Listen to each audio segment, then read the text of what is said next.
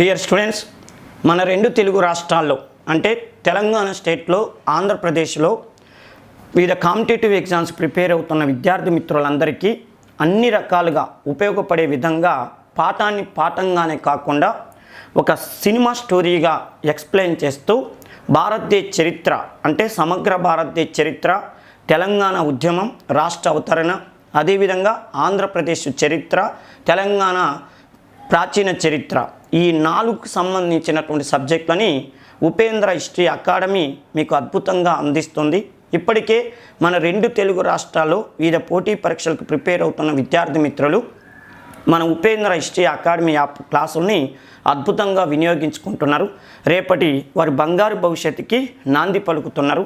ఇంకో ముఖ్యమైన విషయం ఏంటంటే, మన రెండు తెలుగు రాష్ట్రాల్లో హిస్టరీ సబ్జెక్టుని అద్భుతంగా బోధిస్తేటటువంటి ఫ్యాకల్టీ చాలామంది ఉన్నారు. అయితే వారిలో కాస్తో కూస్తో ఆ పాఠాన్ని పాఠంగానే కాకుండా ఒక సినిమా కథలాగా చెప్పగలిగేటటువంటి వాడు ఉపేంద్ర సార్ అని చెప్పి అందరికీ నా మీద నమ్మకం.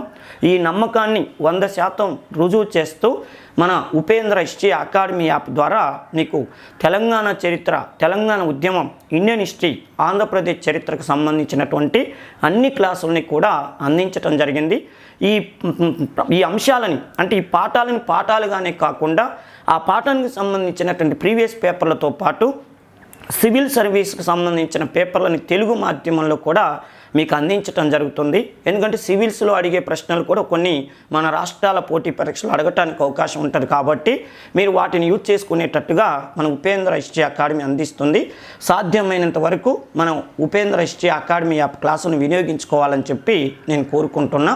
రేపటి మీ బంగారు భవిష్యత్తుకి ఇది ఒక సదవకాశంగా మీరు భావించండి. వీలైనంత వరకు ఉపయోగించుకోవాలని నేను మనవి చేస్తున్నాను. డియర్ స్టూడెంట్స్, నేను మీ ఉపేందర్ సార్ని. మనం భారతదేశ చరిత్రలో మౌర్య సామ్రాజ్యం పతనం అయిపోయాక భారతదేశానికి ప్రాచీన భారతదేశంలో, అది కూడా ప్రాచీన భారతదేశంలో దండయాత్రకు వచ్చినటువంటి విదేశీ రాజవంశాల గురించి అధ్యయనం చేస్తున్నాం. ఆ విదేశీ రాజవంశాల్లో ఇప్పటికే మనం వివిధ వీడియోలలో ఇండో గ్రీకుల గురించి చెప్పుకున్నాం, శకుల గురించి చెప్పుకున్నాం, తర్వాత పార్థియన్లు అనేటటువంటి వాళ్ళ గురించి కూడా చెప్పుకున్నాం. ఇప్పుడు మనం చెప్పుకుంటున్నటువంటి టాపిక్ ఏంటంటే కుషానులు.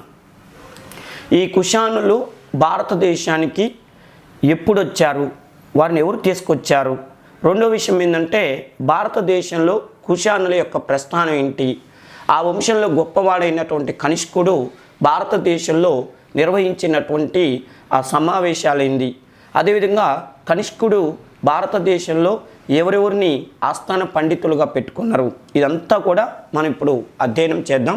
ఇంకో ముఖ్యమైన విషయం ఏంటంటే, విద్యార్థి మిత్రులకు నేను ప్రత్యేకంగా చెప్పేది, దాదాపు ప్రతి వీడియోలో చెప్తున్నాను, మెయిన్ ఎగ్జామ్కి వెళ్ళేటప్పుడు పెద్ద పెద్ద సామ్రాజ్యాల గురించి చదవటం కంటే చిన్న చిన్న రాజవంశాల గురించి ఎక్కువగా చదవటానికి దృష్టి పెట్టండి. పాఠం చిన్నగున్నా ఖచ్చితంగా క్వశ్చన్స్ మాత్రం 1-2 ఎగ్జామినరు ఆ టాపిక్ గురించి అడుగుతాడు. కాబట్టి రేపో ఎల్లుండో ఎగ్జామ్ ఉన్నప్పుడు ఈ విదేశీ రాజవంశాలతో పాటు శుంగవంశం, కణ్వవంశం, సంగం రాజవంశాలు, దక్షిణ భారతదేశంలో చోళ, చేర, పాండ్య లాంటి సంగం రాజవంశాలు, మహాజనపదాలు, ఇవన్నీ చిన్న చిన్న టాపిక్లు. ఏది మొఘల్ సామ్రాజ్యం, ఢిల్లీ సుల్తాన్లు, గుప్త సామ్రాజ్యం, విజయనగర సామ్రాజ్యం, కాకతీయ సామ్రాజ్యం, వీటితో పోల్చుకుంటే ఇప్పుడు నేను చెప్పినవన్నీ కూడా చిన్న చిన్న టాపిక్లు. కాబట్టి వాటి మీద ఎక్కువగా దృష్టి పెట్టుకొని ఎగ్జామ్కి వెళ్ళండి. ఓకేనమ్మా? నేను చెప్పిన విషయాన్ని మీరు ఫాలో అవుతే అసలు ఎగ్జామ్లో ఎక్కువ మార్కులు సంపాదించుకున్న వాళ్ళు అవుతారు. ఎందుకంటే ఎగ్జామ్ పేపర్ తయారు చేసేవాళ్ళు ఆ టాపిక్ ఎంత పెద్దగా ఉంది, ఎంత చిన్నగా ఉందని చూడరు. ప్రతి టాపిక్ నుంచి 1-2 బిట్లు పడేటట్టు చూస్తారు. ఈ మధ్యకాలంలో ఇంకో విషయం ఏంటంటే, అన్ని మ్యాచింగ్ అడుగుతుండు, లేదా సరైనది ఏది, సరికానిది ఏది, ప్రతిపాదనలు, కారణాలను అడుగుతుండు. కాబట్టి ఇంకా ఎక్కువగా ప్రశ్నల్ని ఆ క్వశ్చన్ పేపర్లో పెట్టడానికి అవకాశం ఉంటుంది. కాబట్టి ప్రతి టాపిక్ మీద కూడా ఖచ్చితంగా క్వశ్చన్స్ అడగాలని చూస్తారు. ఈ విషయాన్ని మీరు దృష్టిలో పెట్టుకొని ప్రిపేర్ అయితే ఎక్కువ మార్కులు సంపాదించుకున్న వాళ్ళు అవుతారు. ఓకేనా? ఎగ్జామ్కి తయారు కావటం అంటే ప్రిపేర్ కావటం అనేది ఎట్లా పడితే అట్లా ప్రిపేర్ అయితే ఉద్యోగాలు రావు. 10 గంటలు చదువుతున్నా, 12 గంటలు చదువుతున్నా, 20 గంటలు చదువుతున్నా, నేను అసలు నిద్రపోకుండా చదువుతున్నా అంటే నిద్రపోకుండా చదివితే ఆరోగ్యం పాడైద్ది. 10 గంటలు 12 గంటలు చదివితే మైండ్ ముద్దు బారిపోద్ది, చదివింది కూడా గుర్తురాదు.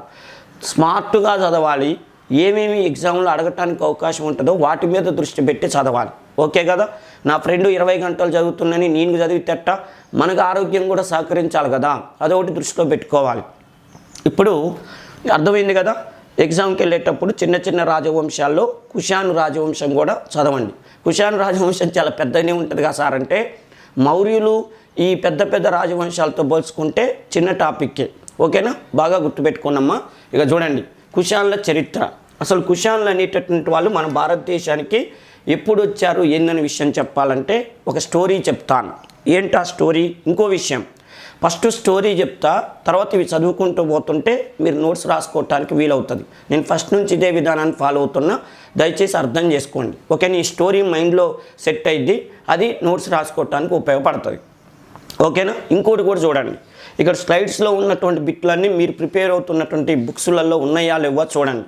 లేకపోతే దాదాపు నోట్స్ రాసుకోవటానికైతే ట్రై చేయండి.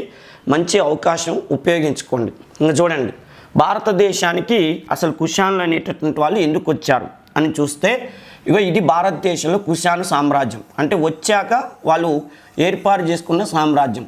అసలు ఎలా వచ్చారు, ఎందుకు వచ్చారు అనేది మనకి ఒక ఐడియా తెచ్చుకుంటే ఆ తర్వాత దీన్ని మనకి ఏ చక్రవర్తులు పరిపాలన చేశారు ఏందనేది మనకు అవగాహన వస్తుంది.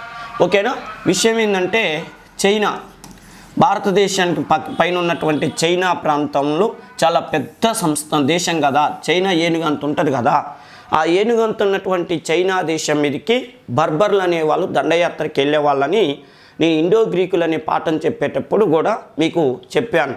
విషయం ఏంటంటే, చైనా బాగా డబ్బున్న దేశము, బాగా అభివృద్ధి చెందిన దేశం, అదేవిధంగా జనాలు బాగా కష్టపడేటటువంటి దేశం, రాజులు బాగా అద్భుతంగా డెవలప్ చేసినటువంటి దేశం ఒక టైంలో. అయితే బాగా అభివృద్ధి చెందిన దేశానికి బర్బర్లు అనేవాళ్ళు, అంటే వాళ్ళ తర్వాత మంగోలియన్లు అంటారు, వాళ్ళు ఊకే దండయాత్రకి వెళ్ళేవాళ్ళు. ఆ రోజుల్లో కొంతమంది దుర్మార్గులు ఏం చేసేవాళ్ళంటే, కొద్దిగా శక్తియుక్తులు ఉన్నవాడు ఎవడో అక్కడ ఏం చేస్తారంటే, రాళ్ళు రప్పల్లో బతికేవాడు, ఎక్కడో ఎడారులలో ఉండేవాడు ఉన్నానుకో, వాడికి ఒక ఆలోచన వస్తుంది, బాగా కష్టపడి డబ్బు సంపాదించేదానికంటే వాడిని ఈయన్ని కొట్టుకొని వాళ్ళ కష్టాన్ని వాళ్ళ రక్తాన్ని మనం వాడుకుంటే ఎలా ఉంటుందని దుర్మార్గమైన ఐడియాలు వస్తాయి. వాడు కొద్దిగా 6 అడుగుల హైట్ ఉండి శక్తియుక్తులు, బాహుబలి సినిమాలో ప్రభాస్ లాగా లేకపోతే రానా లాగా ఇలా శక్తియుక్తులు ఉన్నాయనుకోండి, వాడు ఏం చేస్తారంటే ఆ ఎడారిలో డబ్బులు లేకుండా లేకపోతే తినడానికి తిండి కూడా లేకుండా పస్తులు ఉంటున్నటువంటి పిల్లగాళ్ళు ఉంటారే మీలాంటి యంగ్ డైనమిక్, వాళ్ళందరినీ చేరదీసి వాళ్ళకి ట్రైనింగ్ ఇచ్చి కొన్ని వేల మందిని తయారు చేసుకుని వాళ్ళకి ఏమని చెప్తాడంటే, అరే నేను మన ప్రపంచవ్యాప్తంగా ఎక్కడెక్కడైతే డబ్బులు బాగా ఉన్న దేశాలు ఉంటాయో ఆ దేశాలకి యుద్ధానికి వెళ్తా, మీరు నా ఎమ్మటి రండి. ఒకసారి వెళ్ళి దోచుకున్నాం అనుకోండి, మినిమం 10 years నుంచి 20 years వరకు బతకొచ్చు. ఊకే కష్టపడటానికి ఒళ్ళు సహకరించదు.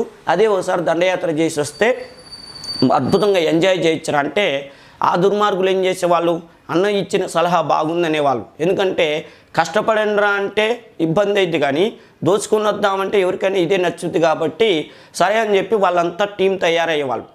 భారతదేశానికి దండయాత్రకు వచ్చిన వాళ్ళు కూడా అలాగే వచ్చారు. కావాలంటే ఉదాహరణ చూడండి, భారతదేశానికి వచ్చిన మహమ్మద్ బిన్ కాసిం సింధుపై అరబ్బుల దండయాత్ర 712లో సింధుపై అరబ్బుల దండయాత్ర. మహమ్మద్ బిన్ కాసిం గాడు యంగ్ డైనమిక్, వాడు సైన్యాన్ని వేసుకొని 15,000 మందిని సైన్యాన్ని వేసుకొని వచ్చాడు దాహర్ అనే సింధు పరిపాలకును ఓడించడానికి. తర్వాత గజనీ మహమ్మద్ గారు కూడా గజనీ ఒక రాజ్యానికి చెందినవాడు, అందుకని వాడు గజనీ మహమ్మద్ అయ్యిండు. వాడు పెద్ద మొత్తంలో సైన్యాన్ని వేసుకొని వచ్చి కుక్కల్లాగా మన దేశాల మీద పడి హిందువుల మీదే కాకుండా ముస్లింలను కూడా దోచుకొని పోయారు. తర్వాత విషయం ఏంటంటే గోరీ మహమ్మద్ గారు ఇంకా దుర్మార్గుడు.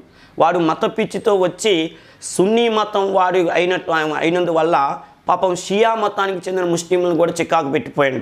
ఇస్లాం మతంలో కూడా మళ్ళీ వాళ్ళు తేడాలు చూశారు. నాకు సున్నీ మతం వాళ్ళు అంటేనే ఇష్టం అని చెప్పి షియా మతం వాళ్ళని ఇబ్బంది పెట్టిండు, హిందువులను ఎట్లాగో ఇబ్బంది పెట్టిండు, ఊచకోత కోసి పడేసిండు.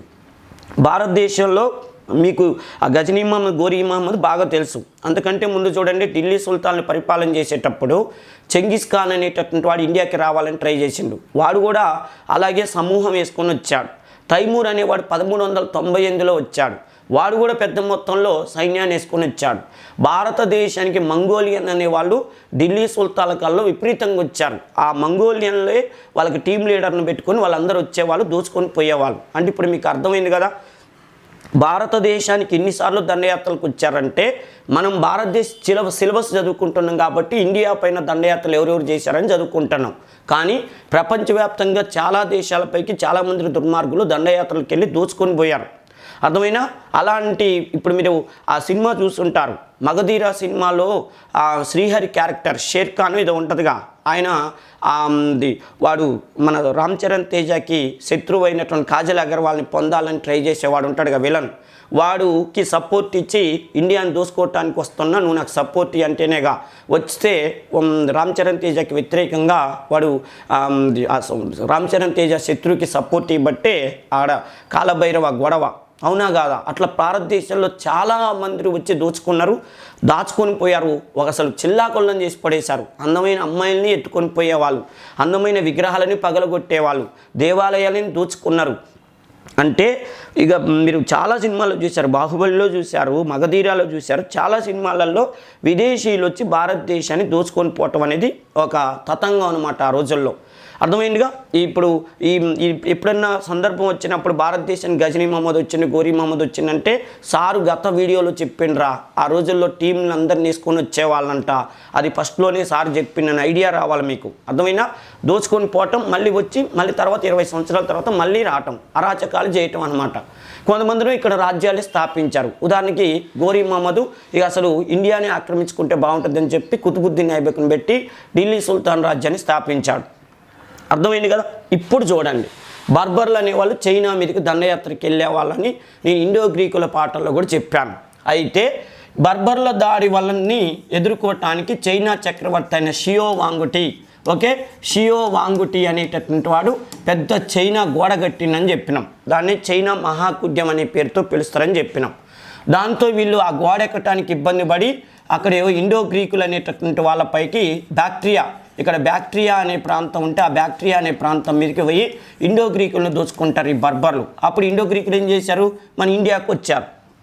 ఇండియాకు వచ్చి డెమిట్రియస్, మీనాండరు, హెర్మజు ఇలాంటి వాళ్ళు వరుసగా పరిపాలన చేశారు. ఆల్రెడీ ఆ పాఠం మనం చెప్పుకున్నాం. ఇప్పుడు స్టోరీ ఏంటంటే, చైనాకి బర్బర్లు దండయాత్రకి వెళ్తుంటే చైనా చక్రవర్తి చైనా వాళ్ళు నిర్మించాడు. దీంతో వీళ్ళు అక్కడికి పోలేక ఈ ఇండో గ్రీకులు ఉండేటటువంటి బ్యాక్ట్రియా ప్రాంతానికి వెళ్ళారని చెప్పినాం. అయిపోయింది కదా. మళ్ళీ తర్వాత ఏంటంటే ఇండో గ్రీకులు ఆ ఏరియా నుంచి వచ్చి భారతదేశానికి సెటిల్ అయితే అప్పుడు వీళ్ళ దృష్టి, ఈ దుర్మార్గుల దృష్టి ఎట్టుపోయిందంటే ఇక్కడ కొద్దో గొప్ప అంటే వీళ్ళలాగా కాకపోయినా కొద్దో గొప్ప సంపాదించుకున్నటువంటి యూచీ జాతి, యూచీ జాతి అనేటటువంటి వాళ్ళపైకి వీళ్ళ దృష్టి పడింది. అర్థమైనా? మీకు డౌట్ రావచ్చు, వీళ్ళు ఇక్కడ చాలా దగ్గరగా సరే వీళ్ళని దోచుకోలేదంటే వాళ్ళు ఏం చేస్తారంటే బాగా సంపాదించుకున్న వాళ్ళ మీద దృష్టి పడుతుంది. ఫస్ట్ వీళ్ళ మీద పోయారు, తర్వాత వీళ్ళ మీద పోయారు. వీళ్ళు ఇటు వచ్చేసరికల్లా వీళ్ళ దృష్టి ఇక్కడ ఉన్నటువంటి యూచీ అనేటటువంటి ఒక జాతి పైన పడింది. వాళ్ళని విపరీతంగా దోచుకుంటారు. అప్పుడు వాళ్ళు చాలా ఇబ్బందులు పడటం, ప్రాణాలు కోల్పోవటం, అయోమయంలో ఉన్నారు. ఈ సమయంలో ఈ యూచీ జాతికి చెందినటువంటి వాళ్ళందరినీ మన భారతదేశానికి ఒక ఆయన తీసుకొచ్చాడు. ఆ యూచీ జాతి వాళ్ళని కుషానులని పేరుతో పిలుస్తారు. కుషానులు, ఓకేనా? అంటే చైనా సరిహద్దుల్లో ఉన్నటువంటి యూచీ జాతి వాళ్ళు. గమ్మత్తేందో తెలుసా, వాళ్ళు ఉన్నదే చిన్న ఏరియా, మళ్ళీ దాంట్లో 5 తెగలు, 5 తెగలకు అక్కడో తెగ ఉంటే వాళ్ళందరినీ సమూహం చేసి మన భారతదేశానికి తీసుకొచ్చి ప్రస్తుత పాకిస్తాన్లో ఉన్నటువంటి పెషావర్ ఉందే, ఆ పెషావర్ని ఇప్పుడేమో పెషావర్ అంటున్నాం కదా, అప్పట్లో పురుషపురం అనేటటువంటి ప్రాంతంలో వాళ్ళని సెటిల్ చేశాడు. అలా సెటిల్ చేసినటువంటి వ్యక్తి కుజులకాడ్ ఫైసిస్ అనేటటువంటి వ్యక్తి వాళ్ళని అక్కడ స్థిరపరిచాడు. అంటే ఇప్పుడు ఇక్కడ ఎగ్జామ్ పాయింట్ ఆఫ్లో గుర్తుపెట్టుకోవాల్సిన విషయం ఏంటంటే, కుషానులు అనేవాళ్ళు మన భారతీయులు కాదు, ఒకటి. రెండోది, వీళ్ళు ఏ జాతికి చెందిన వాళ్ళు అంటే యూచీ అనేటటువంటి జాతికి చెందిన వాళ్ళు. వీళ్ళని భారతదేశానికి తీసుకొచ్చిన వ్యక్తి కుజులకాడ్ ఫైసిస్ అనేటటువంటి వాడు తీసుకొచ్చాడు. ఇంకో విషయం ఏంటంటే వీళ్ళు చైనా సరిహద్దుల్లో ఉండేటటువంటి వాళ్ళు. యూచి అంటే చంద్రుని తెగ, అంటే చంద్రుడు ఎంత చల్లగా ఉంటాడో మేము అంత చల్లగా ఉంటాం, అందుకని మేము చంద్రుని తెగ అని పేరు పెట్టుకొని ఇక్కడ పరిపాలన చేసుకున్నారు. వీళ్ళనే తొకారియన్ తెగ, తొకారియన్, ఓకే, తొకారియన్ తెగ అనేటటువంటి పేరుతో పిలుస్తారు. వీళ్ళు భారతదేశంలో ఒక ప్రయోగం చేశారు.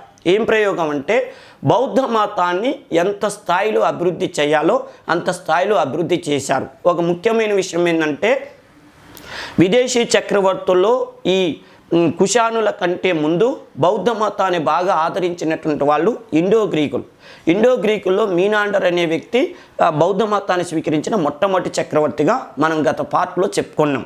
అయితే ఇండో గ్రీకుల తర్వాత ఇంకా బౌద్ధ మతాన్ని బాగా అభివృద్ధి చేసినటువంటి రాజవంశం అంటే కుషానులని చెప్పాలి. ఇంకో విషయం మీకు ఇప్పుడు ఒక విషయం ఇంకా బాగా అర్థమైంది. పెషావర్ని గతంలో పురుషపురం అనే పేరుతో పిలిచారు అన్నాం. పురుషపురంకి ఫస్ట్ క్యాపిటల్ సిటీ అయితే తర్వాత కాలంలో వాళ్ళు రాజ్యాన్ని విస్తరింపజేసుకొని మన వారణాసి, ఓకేనా, వారణాసి అంటే ఇక్కడ కాశీ దగ్గర ఉన్నటువంటి మధుర, మధుర ఉత్తరప్రదేశ్లో ఉన్నటువంటి మధుర అనేటటువంటి ప్రాంతాన్ని సెకండ్ క్యాపిటల్ సిటీగా చేసుకున్నారు. ఈ మ్యాప్ పాయింటింగ్ వల్ల చూడండి మీకు ఎంత బెనిఫిటో. విషయం ఏంటి, ఫస్ట్ వాళ్ళది పెషావర్ నుంచి ఓకే ప్రత్యేకమైన విషయం ఏంటంటే యూపీ అనేటటువంటి ప్రాంతానికి వచ్చారు. ఓకేగా, ఇది ఇక్కడ గమనించాల్సిన విషయం. మీకు ఇక్కడ అర్థం కావాలని పెషావర్ ఇక్కడ రాశాను.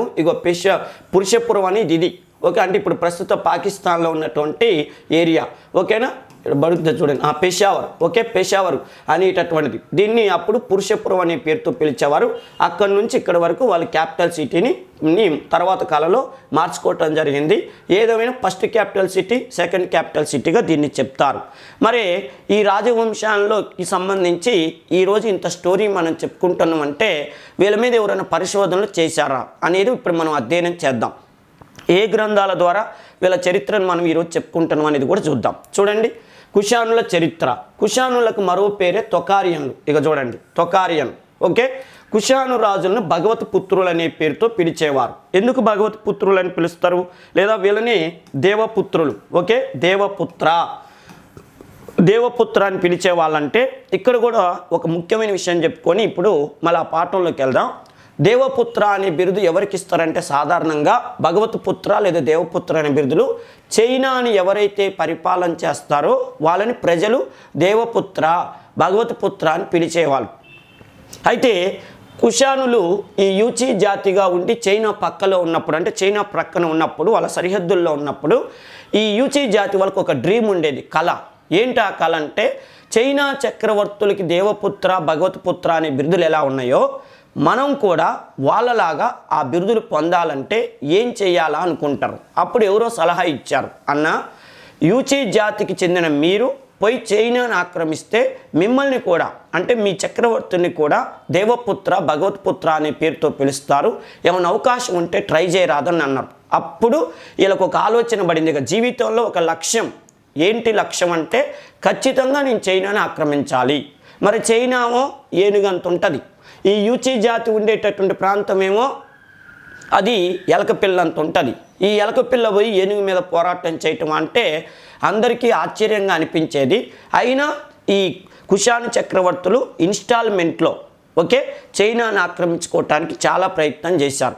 చైనాను ఆక్రమించుకోవటానికి వాళ్ళు ప్రయత్నం ఎందుకు చేశారు, చైనాని దోచుకోవాలనో, అర్థమైనా చైనా ప్రజలను ఇబ్బంది పెట్టాలనో కాదు. చైనా చక్రవర్తులు వారసత్వంగా పొందుతున్న భగవత్పుత్ర, దేవపుత్ర అనే బిరుదులు పొందాలన్న ఉద్దేశంతో వీళ్ళు రెగ్యులర్గా వాళ్ళ మీదకి యుద్ధాలకు వెళ్ళారు. గమ్మత్తేందో తెలుసా, చైనా చక్రవర్తులు గోబలే గుద్ది పంపించారు.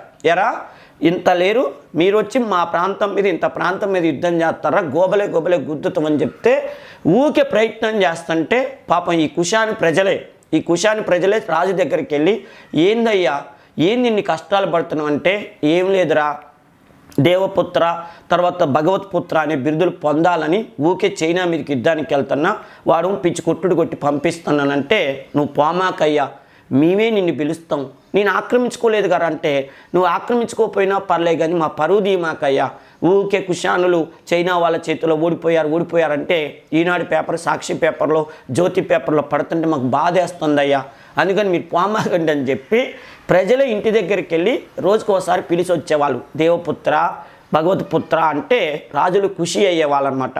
అర్థమైందా? అది కూడా గుర్తుపెట్టుకోండి. ఎవరెవరిని అలా పిలిచారో చూద్దాం. ఓకేనా? చూడండి, కుషాన్ రాజును భగవత్పుత్రుడు అని పిలిచేవారు. వీరు చైనా నుంచి ఆ బిరుదుని స్వీకరించారు. అంటే చైనా చక్రవర్తులు ఎలా పొందారో మనం కూడా అలా పొందాలని వీళ్ళ డ్రీమ్. ఓకేనా? నెక్స్ట్, చైనా వారు తమ రాజులను స్వర్ణపుత్రులు, ఓకేనా, స్వర్ణపుత్రులు, స్వర్గపుత్రులు అనే పేరుతో కూడా పిలిచేవారు. మౌర్యుల తర్వాత భారతదేశానికి వచ్చిన విదేశీయుల్లో కుషానులు గొప్పవారు, ఇక తిరుగులేదు. ఓకేనా? ఎందుకు కుషానులు గొప్పవాళ్ళు ఎందుకు అవుతారంటే, మౌర్య సామ్రాజ్య చక్రవర్తి అశోకుడు ఎలా అయితే బౌద్ధ మతాన్ని భారతదేశంలో పుడితే అంతర్జాతీయ మతంగా తీర్చిదిద్దాలని ప్రయత్నం చేశాడో, అదేవిధంగా కుషానుల్లో కనిష్కుడు అనేటటువంటి చక్రవర్తి భారతదేశంలో పుట్టిన బౌద్ధ మతాన్ని అంతర్జాతీయం చేయాలని చెప్పి కాయకష్టం చేశాడు. చాలా కష్టపడ్డాడు. అందుకని అతన్ని రెండో అశోకుడు అనే పేరుతో కూడా పిలుస్తారు. రెండో అశోకుడు. చాలా పుస్తకాలలో కనిష్కుడికి రెండో అశోకుడు అనే బిరుదు ఉందని చెప్తారు. ఎందుకు ఉంది అని మీరు అర్థం చేసుకోవాల్సిన విషయం ఏంటంటే, డౌట్ ఏమైనా వచ్చినప్పుడు మీరు ఐడియా తెచ్చుకోవాల్సిన విషయం ఏంటంటే, అశోకుడు ఎలా అయితే బౌద్ధ మతాన్ని అంతర్జాతీయం చేయాలని ప్రయత్నం చేశాడో, అశోకుడు తర్వాత మళ్ళీ భారతదేశానికి పరిమితమైన బౌద్ధ మతాన్ని అంతర్జాతీయం చేయాలని ప్రయత్నం చేసిన విదేశీ చక్రవర్తిగా కనిష్కుడిని చెప్తారు. అందుకని మౌర్య సామ్రాజ్యం తర్వాత భారతదేశంలో మతపరంగా, విద్యాపరంగా, వాస్తుశిల్పం, అసలు ఇక పచ్చబొట్టు పడుకోవాల్సిన బిట్టండి. వాస్తుశిల్పం అంటే గాంధార శిల్పకళ. వాస్తవానికి గాంధార శిల్పకళ మన భారతదేశంలో ఇండో గ్రీకుల కాలంలోనే డెవలప్ అయితే, బాగా ఇంకా డెవలప్ చేసింది ఎవరంటే కుషాను. పర్టికులర్గా ఏ చక్రవర్తి అంటే కనిష్కుడు. ఇక ఒక మార్కు పొందేశారు మీరు. ఓకేనా? కనిష్కుడు అద్భుతంగా గాంధార శిల్పకళను డెవలప్ చేశాడు. ఒకటి ఇంకో విషయం కూడా బాగా గుర్తుపెట్టుకోండి. ఏంటో తెలుసా? అశోకుడు బౌద్ధ మతాన్ని ఇండియాకి ఆగ్నేయం వైపు, మన భారతదేశానికి ఆగ్నేయం ఎటైతే ఇటేగా. మీకు నాకంటే జాగ్రఫీ ఎక్కువ వచ్చు, మీకు బాగా జాగ్రఫీ వచ్చు, నాకు హిస్టరీ ఒకటే వచ్చు. ఓకేనా? ఆగ్నేయం ఇటే అనుకుంటా కదా. ఆగ్నేయం, ఈ ఆగ్నేయ దేశాలను ఏమంటారంటే ఆగ్నేషియా దేశాలు. ఆగ్నేషియా దేశాలు అనే పేరుతో పిలుస్తారు భారతదేశానికి ఆగ్నేయం వైపు ఉన్న దేశాలు. వాటిలో ఒక శ్రీలంక కూడా వస్తుంది. శ్రీలంక, జావా, సుమిత్ర, కాంబోడియా, మలయ, ఇండోనేషియా, ఈ దేశాలన్నింటినీ ఒక సింగిల్ వర్డ్తో ఆగ్నేషియా దేశాలనే పేరుతో పిలుస్తారు. వీటిని ఇంకో పేరుతో కూడా పిలుస్తారు, శ్రీ విజయ రాజ్యాలు అనే పేరుతో కూడా పిలుస్తారు. నేను ఇక్కడ మాట్లాడుతున్న ప్రతి మాట మీ మైండ్లో దిగిపడిపోవాలి. ఎందుకో తెలుసా? రేపు ఇదంతా అడగకుండా ఎక్కడో సందర్భంలో ఆగ్నేషియా దేశాలు ఏంటో కొద్దిగా చెప్పవా అంటాడు, లేదా ఆగ్నేషియా దేశాలని ఇంకే పేరుతో పిలుస్తారు అంటాడు. అంటే నేను ఇక్కడ సందర్భానుసారంగా అది చెప్పాను, రేపు దాన్ని ఒక బిట్టు అడగొచ్చేమో కదా. ఆగ్నేషియా దేశాలని శ్రీ విజయ రాజ్యాలనే పేరుతో పిలుస్తారు. పర్టికులర్గా శ్రీ విజయ రాజ్యాలనే పేరు ఎప్పటి నుంచి పాపులర్ అయిందంటే, నవీన చోళులు అనేవాళ్ళు మన భారతదేశాన్ని పరిపాలన చేసేటప్పుడు ఆ చక్రవర్తులు అంటే రాజరాజ చోళుడు కానీ, రాజేంద్ర చోళుడు కానీ వరుసగా యుద్ధాలకు వెళ్ళేవాళ్ళు కాబట్టి ఆ ఏరియాని శ్రీ విజయ రాజ్యం అనే పేరు బాగా పాపులర్ అయింది. ఆ ప్రాంతాలకు కూడా వెళ్ళి మన వాళ్ళు ఆ ప్రాంతాలను ఆక్రమించుకోవటం కూడా జరిగింది. అది మనం చోళుల పాఠంలో చాలా డెప్త్గా చెప్పుకుందాం. ఏదేమైనా కూడా అశోకుడు బౌద్ధ మతాన్ని ఆగ్నేషియా దేశాల్లో అభివృద్ధి చేస్తే, కనిష్కుడు కుషాను వంశానికి చెందిన కనిష్కుడు ఏం చేసిందో తెలుసా? ఈశాన్య దేశాలు, భారతదేశానికి ఈశాన్య వైపు ఉన్న దేశాలు ఉంటాయే, బర్మా, జపాన్, టిబెట్, ఓకేనా, చైనా, ఈ దేశాలకు బాగా వ్యాప్తి చేశాడు. అది కూడా రేపు ఎగ్జామ్లో అడుగుతాడు. అందుకే నేను ఇక్కడ మాట్లాడుతున్న ప్రతి మాట మీరు గుర్తుపెట్టుకోండి అన్నది. రెండో విషయం ఏంటంటే, మార్కెట్లో లభిస్తున్న పుస్తకాలు కానీ, ఈవెన్ తెలుగు అకాడమీ పుస్తకాలు కానీ ఏదైనా చూడండి, నేను ఇక్కడ మాట్లాడుతున్న ప్రతి పదం లేకపోతే మాత్రం మీరు ఖచ్చితంగా నోట్స్ రాయాలని నేను కోరుకుంటున్నా. మన ఉపేంద్ర హిస్టరీ అకాడమీ ఇచ్చేటటువంటి సబ్జెక్టు మళ్ళీ ఎక్కడే లేదని నేను సోది చెప్పటం కాదు, నేను భజన చేయటం కాదు, అర్థమైన డైలాగులు కొట్టడం కాదు. మీరే రేపు ఈ సమాజానికి చెప్పాలి, సారు మాకు అద్భుతమైనటువంటి సబ్జెక్ట్ అందించారని. నా స్టూడెంట్సే నా బలం, మీరే నా బలం. కాబట్టి నేను మీకు అందిస్తున్నటువంటి సబ్జెక్టుని మీరే ఎక్కువగా చెప్తారని నా నమ్మకం. ఓకేనా? బాగా గుర్తుపెట్టుకోండి.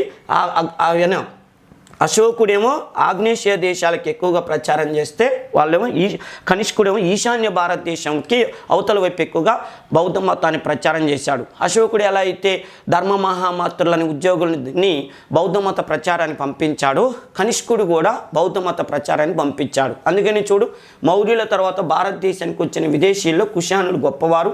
కుషానులు మౌర్యులకి మరియు గుప్తులకు మధ్యకాలంలో భారతదేశంలో సమర్థవంతమైన రాజ్య పరిపాలన వ్యవస్థను ఏర్పాటు చేశారు. అంటే మౌర్య సామ్రాజ్యం పతనం అయిపోయిన తర్వాత ఉత్తర భారతదేశంలో అస్తవ్యస్త పరిస్థితులు ఏర్పడ్డాయి. అంటే ఉత్తర భారతదేశం మొత్తం ముక్కలు ముక్కలు అయిపోయి రాజులు అనేవాళ్ళు సమర్థులు లేకపోవటం వల్ల వాళ్ళలో వాళ్ళు కొట్టుకుంటుండేవాళ్ళు. అటు విదేశీ చక్రవర్తులు, ఇటు స్వదేశీ చక్రవర్తులు. శుంగ వంశం, కణవ వంశం స్వదేశీయులు, తర్వాత ఇండో గ్రీకులు, శకులు, ఓకేనే పార్థియన్లు అనేటటువంటి వాళ్ళు ఒకవైపు. ఇలా వాళ్ళలో వాళ్ళు తన్నుకుంటుండేవాళ్ళు. ఈ సమయంలో ఎవరు వచ్చిన తర్వాత కొంతవరకు రాజకీయ సుస్థిరత ఏర్పడిందంటే కుషానులు అనేటువంటి వాళ్ళు వచ్చిన తర్వాత రాజకీయ సుస్థిరత ఏర్పడింది.